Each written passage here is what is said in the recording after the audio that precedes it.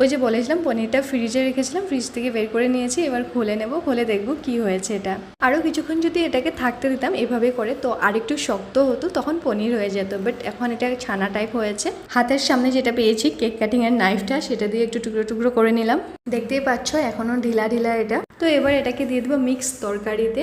সব সবজি ভালোভাবে সেদ্ধ হয়ে গেছে, এবার এখানে দিয়ে দেবো, সাথে দিব সামান্য একটু চিনি। আর কিছুক্ষণ কুক করে নিলেই রেডি হয়ে যাবে মিক্স ভেজ ছানা দিয়ে, খুবই স্বাদ লাগে খেতে। আর এদিকে এবার দিয়ে নেব ডালের সম্বাস, আলুর চাক ভাজা, ডাল, নিরামিষ তরকারি সবকিছুই হয়ে গেছে, এবার খেয়ে নেব। ও ঝুঁক কামড়াবে, বাগানে নিয়ে গেলাম আমাকে। আচ্ছা তোমাকে কামড়াবে না? বনু বাইক চালাচ্ছে, দিদি ভাই বসেছে না। Bye bye. ওকে, ভুরুম করে চলে যাচ্ছে। আর বিকালে আমরা গিয়েছিলাম পুজো দেখতে।